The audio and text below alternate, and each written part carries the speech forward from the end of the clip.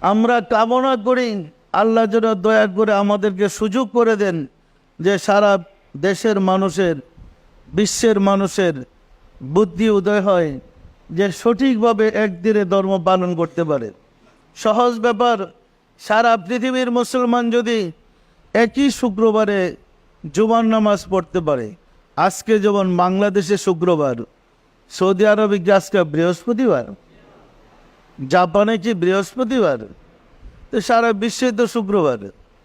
তো একই শুক্রবারে যদি সারা বিশ্বের মুসলমান জুমার নামাজ পড়তে পারে, কেউ তো বৃহস্পতিবারে, আবার কেউ তো শনিবারে জুমার নামাজ পড়ে না, তাহলে একই দিনে সারা বিশ্বে কেন রোজা রাখা সম্ভব হবে না?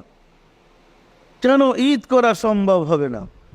আমরা জমা পড়তে পারি, ঈদের নামাজ পড়তে পারবো না কেন? একেবারে সম্ভব। সম্ভব না অসম্ভব?